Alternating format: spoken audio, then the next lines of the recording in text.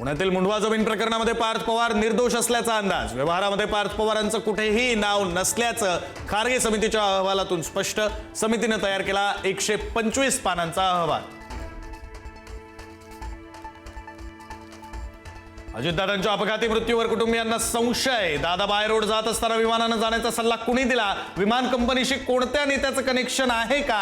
सर्वच अनुषंगाने विचार सुरू।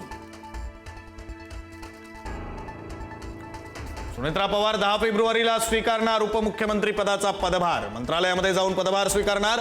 मुंबईत येतात सिद्धिविनायक मंदिर आणि चैत्यभूमीवर घेणार दर्शन।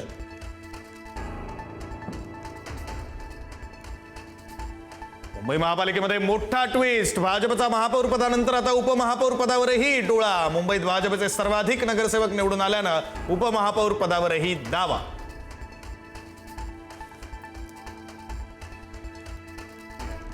ठाकरेंची शिवसेना मुंबई महापौर आणि उपमहापौर पदासाठी उमेदवार देण्याची शक्यता।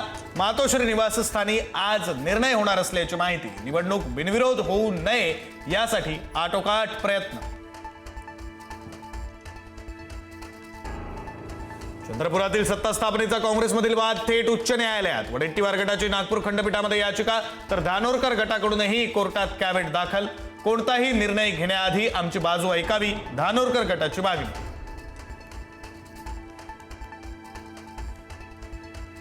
नवी मुंबई पालिकेचा महापौर आणि उपमहापौर आज ठरणार। भाजपकडून सुजाता पाटील तर शिवसेनेकडून सरोज पाटील यांचा महापौर पदासाठी अर्ज। विशेष सभेत होणार महापौराची निवड।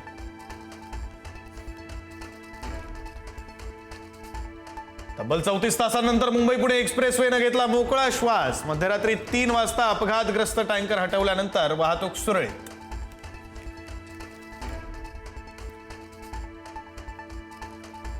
मुंबई आणि ठाण्यातील दूध पुरवठ्याला मुंबई पुणे एक्सप्रेसवेवरील वाहतूक कोंडीचा फटका। एक्सप्रेसवेवर टँकर अडकून पडल्यानं दूध पुरवठा विस्कळीत।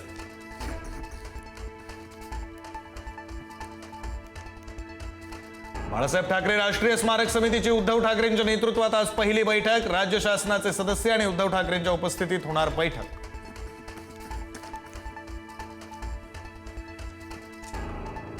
जिल्हा परिषद पंचायत समिती निवडणुकीच्या प्रचाराचा आज शेवटचा दिवस। 15 दिवसांपासून सुरू असलेल्या प्रचाराच्या तोफा आज थंडावणार। 7 फेब्रुवारीला मतदान प्रक्रिया।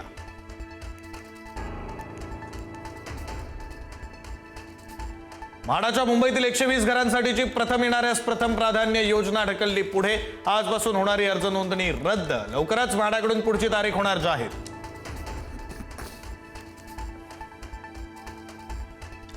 वाढत्या प्रदूषणामुळे मुंबईमध्ये धुक्याची चादर। हवेची गुणवत्ता ढासळल्याने दृश्यमानता झाली कमी।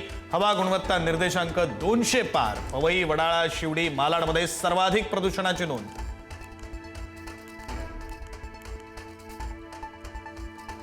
कोरोना काळामध्ये निधन झालेल्या रुग्णांच्या नातेवाईकांना भरपाई देण्यास राज्य सरकारकडून विलंब। हायकोर्टाने नाराजी व्यक्त करत राज्य सरकारला धरलं धारेवर।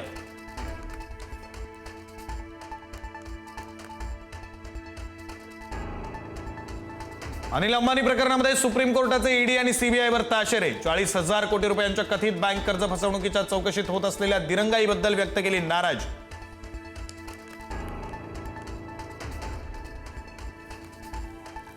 दिशा सालियनच्या मृत्यूची सीबीआय चौकशी करणाऱ्या याचिकेवर सुनावणी घेण्यास न्यायमूर्तींचा नकार। दिशाच्या वडिलांनी दाखल केली होती याचिका। योग्य खंडपीठात याचिका करण्याच्या सूचना।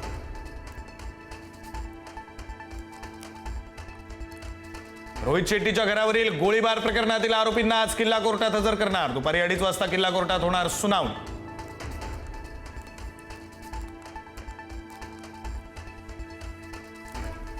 एकोणीस वर्षांखालील वर्ल्ड कपमध्ये भारतीय युवा संघाची फायनलमध्ये धडक। अफगाणिस्तानचा 7 गडी राखून उडवला धुव्वा। 311 धावांचं विशाल लक्ष्य गाठत विजयाला गवसली।